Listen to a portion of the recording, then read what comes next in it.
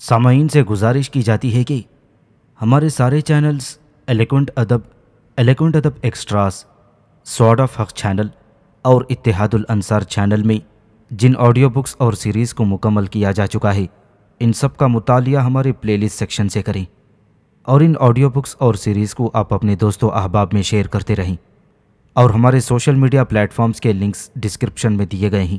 ہمیں سبسکرائب اور فالو ضرور کریں۔ جزاک اللہ۔ بسم اللہ الرحمن الرحیم۔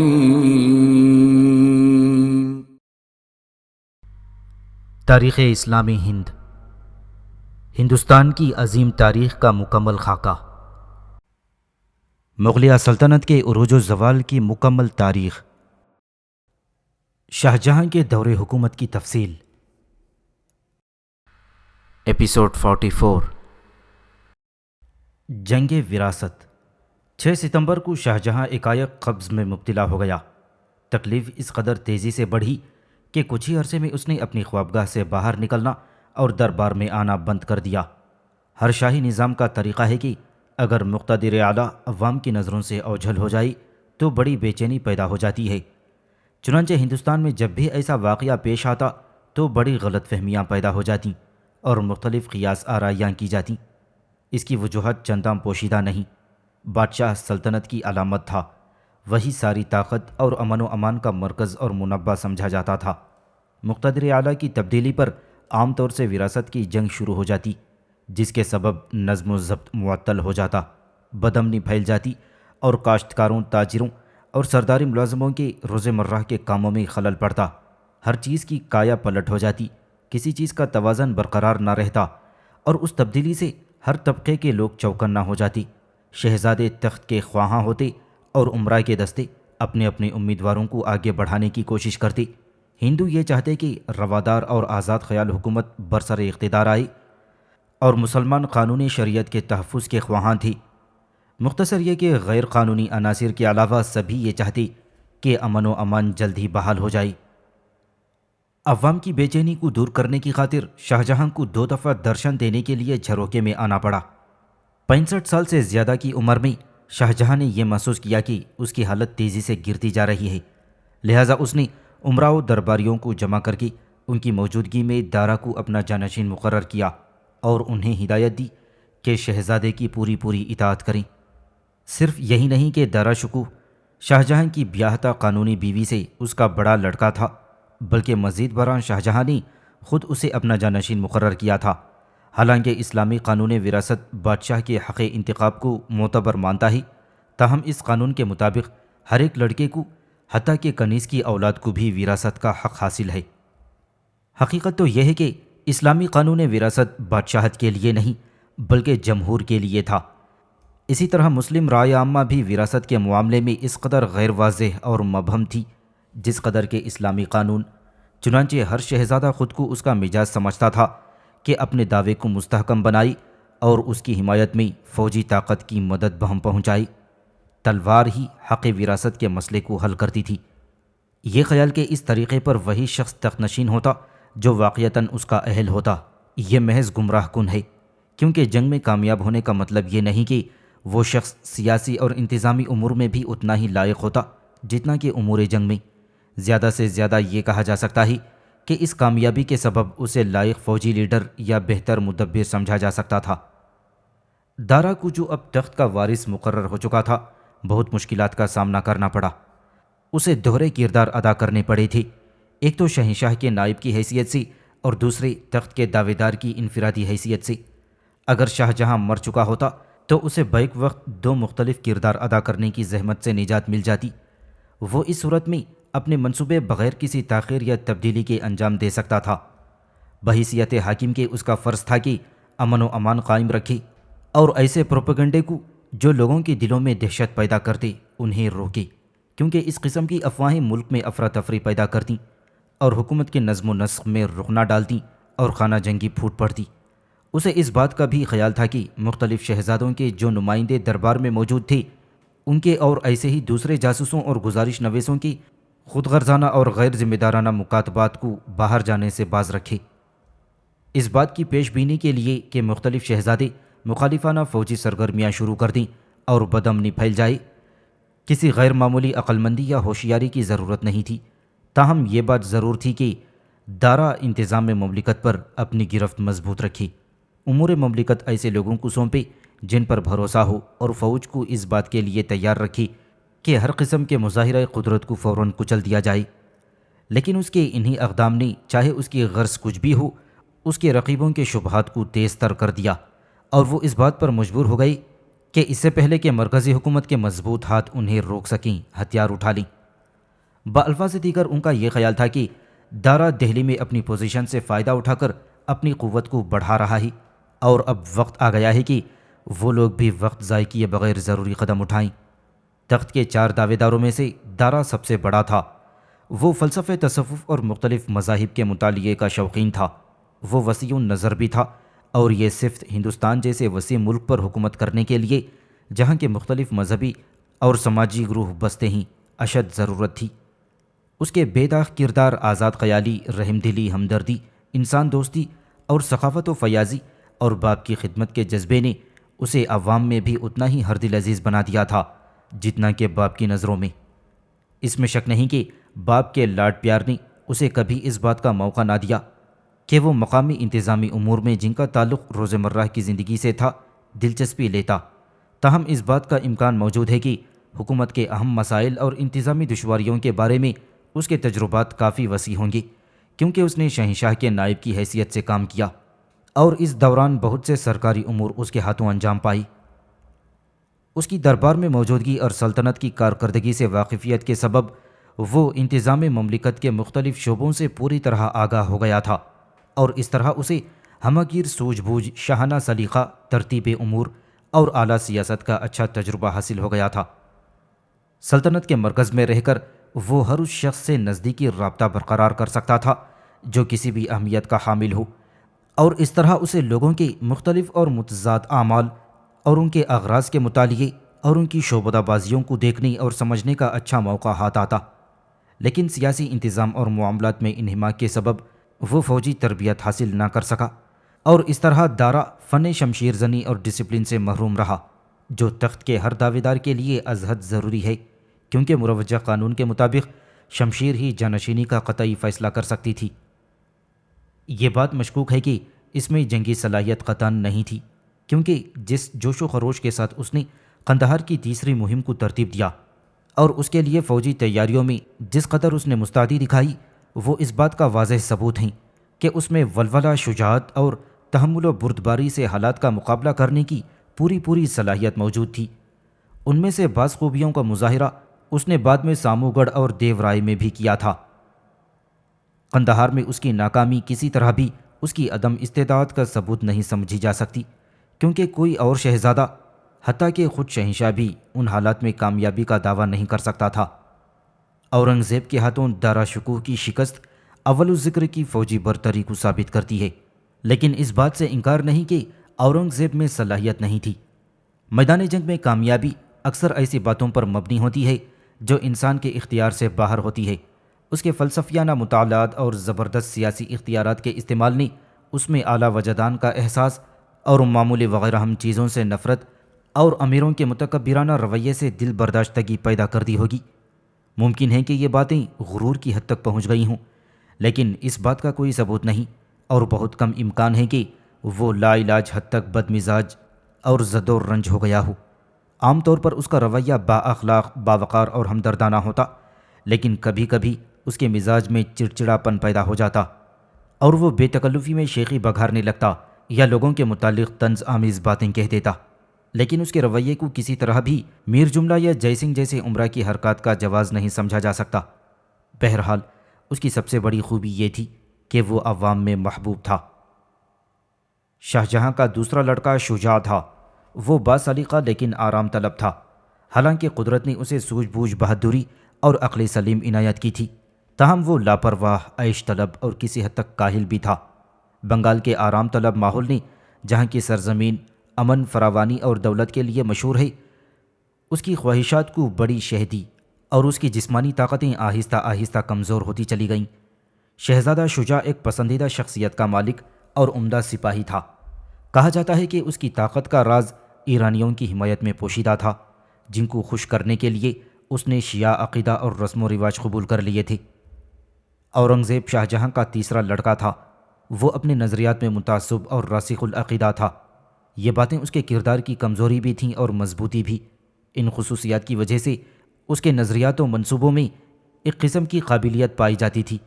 عقیدے کی پختگی اور سادہ مزاجی کے سبب اس کے عزائم میں مضبوط و استحکام، ارادوں میں پائیداری اور اسے بروئے کار لانے کا عزم مصمم پیدا ہو گیا تھا۔ دوسری طرف ان خصوصیات کے سبب ان میں تنگ نظری، محدود بصیرت، غلط انداز فکر اور ایک ہی طرح سوچنے کی عادات نے جنم لیا۔ لہٰذا اگر کسی حکمران کے اندر اس قسم کے نظریات کے سبب کٹرپن اور تعصب پیدا ہو جائے تو ملک میں بسنے والے مختلف فرقوں کے درمیان خلیج حائل ہو جاتی ہے، اور حاکم کے اس رویے سے مختلف مذاہب کے پیرووں میں دیگر مذاہب کے ماننے والوں کے لیے نفرت کا جذبہ پیدا ہو جاتا، اور اس طرح شہنشاہ بھی عدالت کی ترازو کے دونوں پلڑوں کو اپنے ہاتھ میں متوازن نہ رکھ سکتا۔ اورنگزیب ماہر ادیب اور لائق فوجی لیڈر تھا۔ وہ قلم و شمشیر دونوں پر یکساں مہارت رکھتا تھا۔ اسے قدرت نے تحمل، عزم مصمم اور پختہ ارادے کے علاوہ انسانی کمزوری کی پرکھ اور سیاسی چالاکی کی دولت عطا کی تھی۔ اس کی بہادری اور حوصلہ مندی میں احتیاط اور ضبط نفس کا امتزاج پایا جاتا تھا۔ اورنگزیب میں زبردست قوت برداشت، آزمائش کے لمحات میں صبر و تحمل سے کام لینے، انتھک محنت کرنے اور ہر معاملے کو اچھی طرح پرکھنے کی یکساں صلاحیتیں موجود تھیں۔ اس کے سنجیدہ اور متین اخلاق، قدرتی کم اختلاطی اور پرہیزگاری کے سبب لوگوں کے دلوں میں رعب پیدا ہو جاتا، اور اس کی گہری حکمت عملی اور درست سیاست سے لوگ خوف زدہ ہو جاتے۔ وہ لوگوں کے دلوں میں رعب، خوف اور احترام تو پیدا کر سکتا تھا، لیکن ان کے دلوں میں محبت کا جذبہ نہ ابھار سکتا تھا، کیونکہ وہ لوہے کی طرح سخت اور سرد تھا۔ تدبر اور فوجی معاملات میں بلا شبہ اپنے رقیبوں سے بہت آگے تھا۔ اس کے متعلق کچھ بھی کہا جائے، لیکن اس پر کسی قسم کی کمزوری کا، چاہے وہ جسمانی ہو یا جذباتی یا فکری، الزام عائد نہیں کیا جا سکتا۔ وہ آسانی سے نہ تو کسی پر بھروسہ کرتا اور نہ ہی دوسروں کے دلوں میں اپنے لیے یہ جذبہ ابھار سکتا تھا، لیکن اس کے باوجود جانتا تھا کہ لوگوں سے کس طرح خدمت لی جا سکتی ہے۔ اس کا تجربہ زیادہ سے زیادہ صوبائی انتظام تک محدود تھا، اور اسے شاید ہی کبھی دارا کی طرح شاہی حکومت کے اہم مسائل سے نمٹنے کا موقع ملا ہو۔ شاہ جہاں کا سب سے چھوٹا اور چوتھا لڑکا شہزادہ مراد تھا۔ وہ جلد باز اور بے فکرہ تھا۔ قرون وسطیٰ کے امراء کی طرح وہ عیش و عشرت میں اسی قدر شدت سے غرق رہتا کہ گویا گھمسان کی لڑائی میں۔ مراد بہادر، حوصلہ مند، فیاض، لیکن ساتھ ہی ساتھ عشرت پسند اور لاپرواہ بھی تھا، اور اس میں بھلے برے کی تمیز کا احساس نہ تھا۔ ان کمزوریوں کے ساتھ وہ احمق، کوتاہ نظر، لالچی اور مغضوب الغضب بھی تھا۔ اس کی معلومات عالمی سیاست میں بہت محدود تھیں، اور وہ ان میں اضافے کا خواہش مند بھی نہ تھا۔ وہ خود خواہ، خود غرض، جھگڑالو اور ضدی ہونے کے سبب وہ قطعاً اس لائق نہ تھا کہ حکومت کا بوجھ اس کے کاندھوں پر ڈالا جائے۔ اس میں نہ تو دارا اور شجاع کا سا اخلاق اور وسیع النظری تھی، اور نہ ہی اورنگزیب جیسی دیانتداری اور معتدل مزاجی پائی جاتی تھی۔ وہ بچوں کی طرح ہر ایک پر بھروسہ کر لیتا اور ہر ایک سے جھگڑ لیتا۔ اس نے کبھی حکومت یا فوجی قیادت کے فن کو سیکھنے کی کوشش نہ کی، لیکن شہنشاہ ہند کہلائے جانے کی خواہش میں سب سے سبقت لے گیا۔ شروع میں دارا اور شہنشاہ نے کوشش کی کہ بے بنیاد افواہوں کو، جو ہر روز گشت کرتی رہتی ہیں اور جن کو مختلف شہزادوں کے پایہ تخت میں رہنے والے ملازمین رنگ و روغن چڑھا کر مبالغہ آمیزی کے ساتھ پھیلاتے رہتے ہیں، انہیں روکا جائے، لیکن وہ دونوں اپنی ساری کوششوں اور سخت احتیاط کے باوجود اس منصوبے میں کامیاب نہ ہو سکے۔ اس کام کا انجام دینا واقعی سخت تھا، کیونکہ روشن آرا اور گوہر آزا جیسی شہزادیاں اورنگزیب اور مراد کے لیے بالترتیب جاسوسی کر رہی تھیں۔ جب دارا نے خط و کتابت پر پابندی لگانی چاہی تو اس کے بھائیوں کے شکوک اور بھی مضبوط ہو گئے، اور وہ ہر افواہ کو سچ سمجھنے لگے۔ ان کوششوں کے ناکام ہونے پر شہنشاہ نے اپنے زندہ ہونے کا یقین دلانے کی خاطر اپنے ہاتھ سے خط لکھے اور اپنی مہر لگا کر تینوں بیٹوں کو روانہ کر دیے، لیکن انہوں نے نہ تو شہنشاہ کے خطوط کی صحت کا اعتبار کیا اور نہ ہی اپنے معتمد ایجنٹوں کی بات کا۔ تینوں شہزادوں نے اعلان کر دیا کہ جب تک وہ خود شہنشاہ کو اپنی آنکھوں سے نہ دیکھ لیں، ان کے زندہ ہونے کا اعتبار نہیں کر سکتے۔ لیکن سلطنت کے 3 سب سے بڑے صوبوں کی فوجوں کا پایہ تخت میں جمع ہونا ہر لحاظ سے، چاہے وہ فوجی ہو یا سیاسی یا اقتصادی، بہت ہی نامناسب تھا۔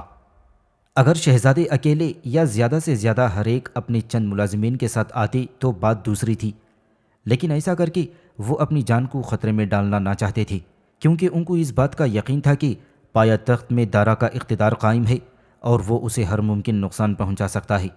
چنانچہ حالات نے بہت ہی نازک اور مفسدانہ صورتحال اختیار کر لی اور کوئی شخص بتنہائی اس پر قابو نہ پا سکتا تھا۔ اس صورتحال کو شہزادے ہی اپنی نیک نیتی سے سدھار سکتے تھے اور جنگ برادر کشی کو روک سکتے تھے، لیکن افسوس کہ یہ احساس کسی میں موجود نہ تھا۔ سب سے پہلے مراد اور شجاع نے شاہ جہاں کی موت کی خبر پر یقین کیا اور وقت ضائع کیے بغیر اپنے قانونی حکمران ہونے اور اقتدار اپنے ہاتھوں میں لے لینے کا اعلان کر دیا۔ تاج پوشی کی رسومات ادا کیں اور اپنے نام کا خطبہ پڑھوا کر سکے بھی جاری کرا دیے۔ مراد نے ایک قدم اور آگے بڑھایا اور اپنے نام کا سکہ جاری کروایا۔ وہ دونوں پائے تخت پر حملہ کر کے دارا کو اس سے پہلے کہ وہ اپنی پوزیشن مضبوط کر سکے نکال دینا چاہتے تھے، اور اورنگزیب کا معاملہ مختلف تھا۔ مقصد یہ نہیں کہ وہ اپنے دوسرے 2 بھائیوں سے کسی طرح کم مشتاق تھا، لیکن اس کی سمجھداری اور عقل مندی نے اسے احتیاط سے قدم اٹھانے پر مجبور کر دیا کہ وہ اپنے دوسرے 2 بھائیوں کی طرح عجلت پسند نہ تھا۔ اس کی وجہ یہ تھی کہ اسے شاہ جہاں کی موت کا پورا یقین نہیں تھا، اور نہ ہی اس نے یہ مناسب سمجھا کہ دکن کے ملکی انتظامات اور دفاعی امور ادھورا چھوڑ کر روانہ ہو جائے۔ اورنگزیب، مراد، شجاع تینوں بھائی آپس میں خط و کتابت میں مصروف تھے اور انہوں نے دارا شکوہ کو کچلنے کے لیے مل کر قدم اٹھانے کا معاہدہ کر لیا۔ شجاع کے ساتھ جو شرائط طے پائیں وہ مبہم تھیں، کیونکہ فاصلے کی زیادتی کے سبب اس کے ساتھ خط و کتابت آسان نہیں تھی، لیکن مراد اور اورنگزیب کے درمیان ایک باضابطہ تحریری معاہدہ ہو گیا جس میں سلطنت کی تقسیم کا ذکر تھا۔ اس معاہدے کے مطابق کابل، کشمیر، لاہور، ملتان اور سندھ کے صوبے ملا کر ایک علیحدہ سلطنت قائم کی جاتی جس پر مراد قابض ہوتا۔ اس کے علاوہ مراد کو لڑائی میں حاصل شدہ مال غنیمت کا 1/3 حصہ دیا جانا قرار پایا۔ باقی ماندہ علاقوں کے بارے میں یہ طے پایا کہ اورنگزیب اور شجاع آپس میں معاملہ طے کر لیں گے، یا شاید وہ علاقے اورنگزیب کو مل جائیں گے۔ یہ بھی ضروری سمجھا گیا کہ جنگ کے لیے کوئی مؤثر نعرہ منتخب کر لیا جائے، اور اس مقصد کے لیے یہ بات قرار پائی کہ شاہ جہاں زندہ ہو یا مردہ وہ یہ نعرہ بلند کریں کہ ان کا مقصد قانون اسلام کو دارا کی کافرانہ گرفت سے محفوظ رکھنا ہے۔ اگر شہنشاہ اب بھی زندہ ہے تو وہ شہنشاہ کو اس بت پرست کی غلامی اور ظلم سے نجات دلائیں۔ اس طرح انہوں نے اپنے لیے محافظ اسلام کا پر افتخار لقب منتخب کر لیا تھا۔ اس نعرے نے یقیناً لوگوں کے دلوں میں جوش پیدا کر دیا ہوگا، لیکن یہ کہنا درست نہیں کہ اس نعرے کے سبب ہندو اور مسلمان 2 مختلف گروہوں میں بٹ گئے تھے۔ ہندو اور مسلمان افسر ہمیشہ کی طرح مخالف شہزادوں کے جھنڈے تلے لڑنے کے لیے کمر بستہ تھی۔ اس نعرے کا فائدہ یہ ہوا کہ خانہ جنگی نے انفرادی جنگ کے بجائے اصولی جنگ کا جامہ پہن لیا۔ شہزادہ شجاع سب سے پہلے میدان میں اترا۔ جنوری 1655 عیسوی میں وہ بغیر کسی مخالفت یا روک ٹوک کے بنارس پہنچ گیا، اور فروری میں مراد اور اورنگزیب بھی دہلی کی طرف روانہ ہو گئے۔ یہ لوگ 1 مہینہ دیر سے پہنچے کیونکہ مراد کو سورت سے قرض حاصل کرنا تھا، اور وہ اس وقت تک نہ ہل سکا جب تک کہ اس نے شہر کو فتح کر کے قلعے پر قبضہ نہ کر لیا۔ اس نے صوبے کے دیوان علی نقی کو، جس کا سب سے بڑا گناہ ایمانداری اور شہنشاہ وقت سے وفاداری تھا، محض اس موہوم اور بے بنیاد الزام پر کہ وہ اس کے خلاف غداری کر رہا ہی، قتل کر کے اپنا راستہ صاف کر لیا تھا۔ اورنگزیب کو اس لیے دیر ہوئی کہ اسے بھی روپیے کی سخت ضرورت تھی، لہٰذا وہ بیجاپور اور گولکنڈے سے وعدوں اور دھمکیوں کے ذریعے جو بھی ہاتھ آئے وصول کرنا چاہتا تھا۔ اس تاخیر کی وجہ یہ بھی تھی کہ وہ ان ریاستوں اور مغل سلطنت کے درمیانی سرحدات کا مسئلہ 1656 اور 57 عیسوی کی قراردادوں کے مطابق حل اور فصل کرنا چاہتا تھا۔ بدقسمتی سے ان ریاستوں کو سلطنت کے صحیح واقعات کا علم ہو گیا، لہٰذا وہ ہر قسم کے مطالعے کو تاخیر میں ڈال رہی تھی اور اس کی راہ میں روڑے اٹکا رہی تھی، اور اپنی کوششوں کو ناکام ہوتے دیکھ کر اورنگزیب نے میر جملہ کے مال و دولت اور جائیداد کو، جو کہ اس کے کیمپ میں سب سے زیادہ مالدار آسامی تھا، اسے لوٹ لیا۔ جس وقت یہ شہزادے تیزی سے تیاریوں میں مصروف تھے، دارا بھی غافل نہ تھا۔ اس نے ان واقعات کو شاہ جہاں سے اس لیے چھپائے رکھا تھا کہ مبادا اس کی خراب صحت پر مضر اثر پڑے اور بہت ممکن ہے کہ اس کی بیماری شدت اختیار کر لے۔ آخرکار جب حالات نے نازک صورتحال اختیار کر لی اور دو شہزادوں نے اپنی بادشاہت کا اعلان بھی کر دیا تو اس نے یہ خبر شاہ جہاں کو پہنچائی۔ اس پر بوڑھا شہنشاہ بہت ہی پریشان و متفکر ہوا۔ اس نے اپنے حریص لڑکوں کے خدشات کو دور کرنے کے لیے یہ فیصلہ کیا کہ اپنی مہر اور دستخط سے ان کو اپنے خط ارسال کرے، لیکن آخر میں شہنشاہ نے 3 فوجیں بھیجنے کا فیصلہ کر لیا۔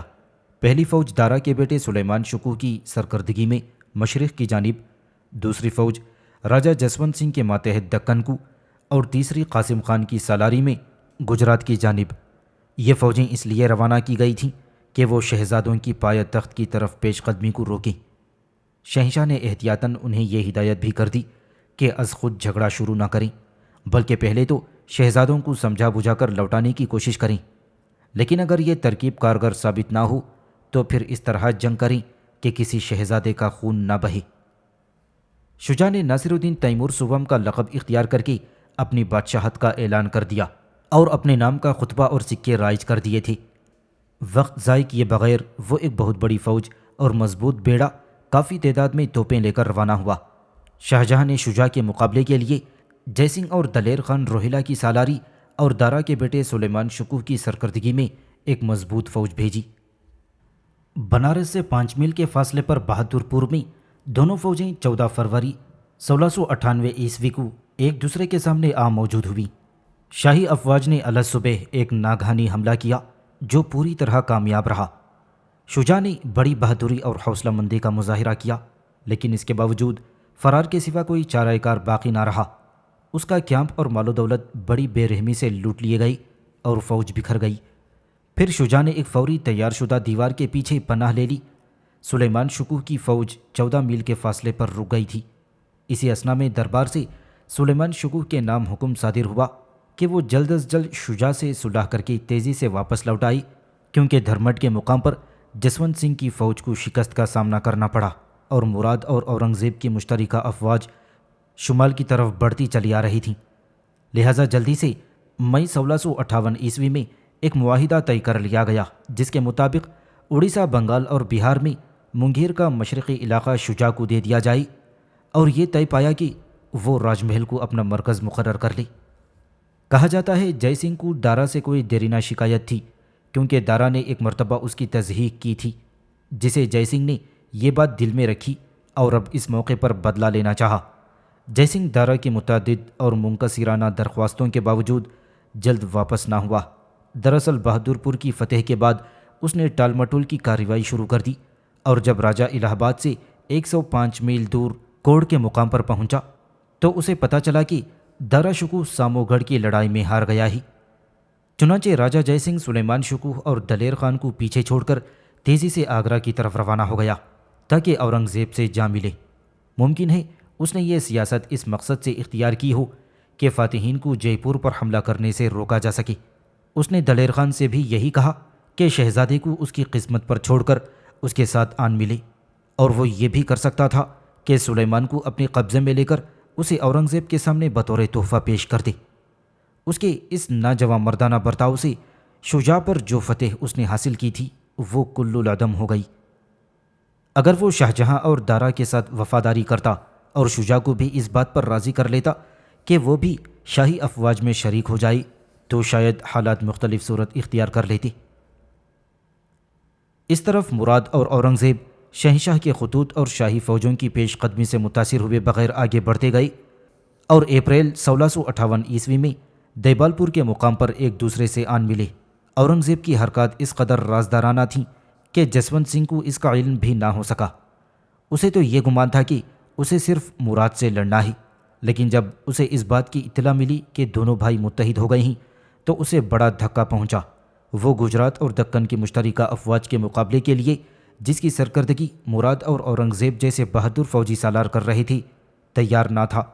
اس نے ان دونوں سے تبادلہ خیال کرنا چاہا، لیکن اورنگزیب اس بات کے لیے تیار نہ تھا کہ متحدہ افواج نے جو برتری جسونت سنگھ پر حاصل کر لی تھی اسے ہاتھ سے نہ جانے دیا جائے۔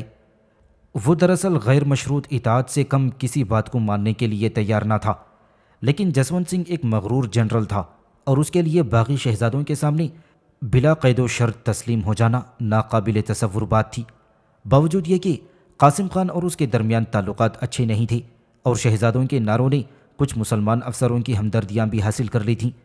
جسونت سنگھ کے لیے سوائے اس کے کوئی چارہ کار نہ رہا کہ وہ آخری فیصلہ جنگ پر چھوڑ دے۔ اس نے ایک دلیر راجپوت کی طرح شبخون مار کر شہزادوں کے توپ خانے پر قبضہ کرنے کی تجویز کو رد کر دیا۔ پھر تقریباً اپریل کے وسط میں دھرمٹ کے مقام پر جو اجین سے 14 میل شمال مغرب میں واقع ہے فیصلہ کن جنگ ہوئی۔ ابتدا میں اورنگزیب فائدے میں رہا کیونکہ جسونت سنگھ نے جو میدان منتخب کیا تھا وہ ناہموار اور تنگ تھا، جس کے سبب فوج کی حرکت میں دقت پیش آئی اور مختلف دستوں میں ہم آہنگی اور مطابقت پیدا ہونا مشکل ہو گیا۔ اس کے علاوہ اس کے ہراول دستے کے ایک بازو نے مجہول تماشائی کی طرح عمل کرنے کا فیصلہ کر لیا، لیکن ہراول کے دوسرے دستے نے سکندر سنگھ کی سرداری میں اورنگزیب کے توپ خانے پر بھاری حملہ کر دیا۔ اس حملے میں سکندر کے آدمیوں کو بہت نقصان اٹھانا پڑا، تاہم وہ توپ خانے کے سردار کو قتل کرنے اور اس کے آدمیوں کو مار بھگانے میں کامیاب ہو گئی تھی۔ اب سکندر کے سپاہی اکٹھے ہو گئے اور دشمن کے ہراول دستے پر سامنے سے حملہ کر دیا۔ گھمسان کی لڑائی ہوئی اور سکندر کے آدمی آگے بڑھتے ہوئے اورنگزیب کی فوج کے قلب پر حملہ آور ہو گئی تھی۔ اگر قاسم خان بھی اسی جوش و خروش سے ان کی مدد کرتا یا جسونت سنگھ کی فوجیں ان کا ساتھ دیتی تو وہ دشمن کے ہراول دستے کو نیست و نابود کر دیتے، لیکن قاسم خان کی غداری اور تنگ میدان جنگ کے باوجود جو کہ جسونت سنگھ نے منتخب کیا تھا، سکندر کے سپاہی شیروں کی طرح لڑتے رہے اور انہوں نے آخری دم تک اورنگزیب کے ہراول اور مرکزی اور احتیاطی دستوں کو بہادری سے مقابلہ کیا تھا۔ اسی دوران مراد نے بائیں بازو میں رخ نہ کر دیا اور توپ خانے نے ایک مرتبہ پھر وحشتناک آتش فشانی شروع کر دی۔ اس کے علاوہ سسودیا راجپوت رائے سنگھ اور دیبی سنگھ بندیلا اور اس کے سپاہیوں کے علاوہ کئی اور راجپوت سرداروں نے جسونت سنگھ کا ساتھ چھوڑ دیا تھا۔ اس نازک موقع پر جبکہ دشمن کی فوجیں چاروں طرف سے حملہ آور ہو رہی تھیں، قاسم خان بھی فرار ہو گیا۔ جسونت سنگھ لڑائی میں زخمی ہوا اور اسے بادل ناخواستہ میدان جنگ سے بھاگنا پڑا۔ اورنگزیب فتح یاب ہوا اور اس طرح پہلی شاہی دفاعی صف ٹوٹ گئی۔ فاتح افواج کیونکہ بہت تھک چکی تھی اور شاہی خیموں میں لوٹنے کے لیے کافی سامان موجود تھا، لہذا دشمن کا پیچھا نہ کیا گیا۔ اورنگزیب و مراد آگے بڑھے۔ جب وہ گوالیار پہنچے تو نصیری خان جو شاہی افواج سے منہ موڑ کر بھاگ آیا تھا ان کے ساتھ مل گیا۔ اس وقت دربار شاہی میں افراتفری پھیلی ہوئی تھی۔ شاہ جہاں یہ چاہتا تھا کہ دونوں فاتح لڑکوں کو آگرہ آنے دیا جائے اور پھر انہیں سمجھا بجھا کر سارے معاملات خوش اسلوبی سے حل کر دیے جائیں، لیکن دارا شکوہ یہ بات ماننے کے لیے تیار نہیں تھا کہ آگرہ میں ایک بڑی فاتح فوج کا داخلہ خالی از خطر نہ ہوگا۔ اس کا کہنا تھا کہ ایک تو کسی معاہدے کے خوش اسلوبی سے حل ہونے کا یقین نہ تھا اور دوسرے اس اقدام سے یہ خطرہ لاحق ہو سکتا تھا کہ ممکن ہے فوجی سالاروں اور سپاہیوں کے حوصلے پست ہو جائیں اور وہ بڑی تعداد میں اس کا ساتھ چھوڑ بیٹھیں۔ علاوہ ازیں اس بات کا بھی اندیشہ تھا کہ مبادہ سپاہیوں کے درمیان فساد ہو جائے اور یہ جھگڑا بڑھ کر جنگ کی صورت اختیار کر لے، لہذا بہتر یہی تھا کہ دشمن کی افواج کو دریائی چمبل پار کرنے سے باز رکھا جائے اور اسی دوران پرامن طریقے پر معاملات کو طے کرنے کے لیے بات چیت جاری رہی۔ دھرمٹ کی لڑائی میں شکست کھانے کے بعد دارا شکوہ نے یہ چاہا کہ اس بات کی نگرانی کی جائے کہ کشتیاں مؤثر طریقے پر دشمن افواج کو دریا پار کرنے سے باز رکھیں، لیکن کچھ ہندو زمینداروں کی مدد سے اورنگزیب کو بدھوار یا بدرولی کے قریب ایک غیر محفوظ گھاٹ مل گیا جو جنوبی فوج نے زبردست پریشانیوں کا سامنا اور بہت سی جانیں قربان کر کے پار کر لیا اور اس طرح اورنگزیب نے دوسری فتح حاصل کر لی۔ خون ریز جنگ کو روکنے کے لیے آخری کوششیں ابھی جاری تھیں۔ جہاں آرا نے اورنگزیب کو مشورہ دیا کہ وہ باپ کی نافرمانی نہ کرے اور بڑے بھائی سے لڑائی نہ مول لے، اپنی جگہ قائم رہے اور اپنی شکایات کو شہنشاہ کے حضور پیش کرے تاکہ ان کا تدارک کیا جا سکے، اور جب دکن کی فوجیں پہنچ گئیں تو جہاں آرا بیمار شہنشاہ کی طرف سے اورنگزیب کو اس بات کے لیے راضی کرنے گئی کہ فساد برپا کرنے سے گریز کرے اور وعدہ کیا کہ اسے تخت کا وارث بنوا دے گی۔ اس نے یہ بھی تجویز پیش کی کہ دارا کو پنجاب اور دوسرے مغربی صوبے دے دیے جائیں، مراد کو گجرات، شجاع کو بنگال اور اورنگزیب کے لڑکے معظم کو دکن دے دیا جائے۔ یہ بات چیت اس امر کی دلیل تھی کہ شہنشاہ اور اس کے طرفدار گھبرا گئے تھے اور ان کی حالت کمزور تھی۔ اس مسئلے کو چاہے جہاں آرا اور شاہ جہاں اور شاید دارا بھی خاندانی یا انفرادی مسئلہ سمجھتے ہوں، لیکن اورنگزیب اس مسئلے کو ایک بے رحم سیاست دان اور مذہبی متعصب کی نقطہ نظر سے دیکھتا تھا۔ وہ کسی قسم کی مروت کے لیے تیار نہ تھا، اور وہ یہ ارادہ کر چکا تھا کہ وہ دارا سے قطعی فیصلہ کر کے رہے گا۔ اس وقت اورنگزیب کی سیاسی برتری اور اس کے دل میں دارا کی طرف سے جو مذہبی کینہ پن تھا، دونوں ہی نے مل کر اسے اس بات کے لیے ابھار رہے تھے۔ بالآخر آخری کوششوں سے پہلے خود اورنگزیب ایک خط کے جواب میں جو صلح کی شرائط کے بارے میں بھیجا گیا تھا یہ تجویز کر چکا تھا، کیونکہ دارا میرے مقابلے میں نہیں جیت سکتا، لہٰذا بہتر یہی ہوگا کہ وہ پنجاب میں اپنی جاگیر پر واپس چلا جائے اور اعلیٰ حضرت کی خدمت کا کام مجھے سونپ دے۔ یہ تجویز دریائے چمبل عبور کرنے سے پہلے کی تھی، لیکن سامو گڑھ پہنچ کر اس نے اپنا نظریہ بدل دیا۔ اس کی وجہ یا تو یہ تھی کہ اس کی پہلی تجویز منظور نہیں کی گئی، یا شاید اس وجہ سے کہ اسے دریا پار کرنے کی اجازت نہ ملی تھی۔ لیکن جب سامو گڑھ کی لڑائی سے قبل ان تجاویز کو مان لیا گیا تو اس وقت اورنگزیب نے انہیں رد کر دیا، جس کے سبب جہاں آرا اور شاہجہاں کو بڑی مایوسی ہوئی۔ اب یہ بات بالکل واضح ہو چکی تھی کہ جنگ ناگزیر ہو گئی ہے۔ دارا کو پیچھے ہٹنا پڑا۔ وہ آگرہ سے 8 میل مشرق کی طرف سامو گڑھ کے مقام پر ٹھہر گیا اور 50 یا 60 ہزار سواروں کے ساتھ اپنے بھائیوں کے حملے کا انتظار کرنے لگا۔ یہ اس کی زبردست غلطی تھی کہ اس نے دشمن کی فوج پر، جو کہ تیزی سے چلی آ رہی تھی اور وہ تھک چکی تھی، فوراً حملہ نہ کیا۔ یا تو دارا کو اپنی جیت کا پورا یقین تھا، یا پھر وہ یہ چاہتا تھا کہ جب تک دشمن خود پہل نہ کرے لڑائی نہ چھیڑی جائے۔ یہ بھی ہو سکتا ہے کہ وہ یہ نہ سمجھ سکا کہ فوری حملہ کرنے میں اس کا مفاد مضمر ہے۔ شاید ان تینوں ہی وجوہات نے مل کر اسے اس بات پر آمادہ کیا، اور یہ بات اس کے مفاد کے لیے بہت نقصان دہ ثابت ہوئی۔ دارا کے اس اقدام کے سبب اس کے سپاہیوں کے دلوں میں اس کی لیاقت کے بارے میں شبہات پیدا ہو گئی۔ آخرکار 31 مئی کو سامو گڑھ کے ریتیلے میدان میں تاریخ ہند کی ایک فیصلہ کن جنگ، جو تخت نشینی کی جنگوں میں سب سے زبردست شمار کی جاتی ہے، چھڑ گئی کہ دارا شکوہ کی فوج اس کے دشمنوں کی افواج سے کئی باتوں میں بہتر تھی، اور دارا کی فوج میں باڑ کے مشہور سید موجود تھے، جو کہ شاہی مغل فوج کا ستون سمجھے جاتے تھے۔ اس کے ساتھیوں میں بوندی خاندان کے راجپوت شامل تھے، جو ہندوستان بھر میں اپنی بہادری اور موت سے بے خوفی کے لیے مشہور تھے۔ ان کے علاوہ بہت سے دلیر اور لائق فوجی سردار، مثلاً رستم خان چترسال ہاڈا، جس نے بلخ اور دکن میں اپنے بہادری کے جھنڈے گاڑ دیے تھے، اور مشہور دلیر خان افغان شامل تھے۔ دارا کے پاس ایک مؤثر توپ خانہ بھی تھا اور زبردست سوار فوج بھی۔ اس کی فوج کے نکات ضعف بھی واضح تھے۔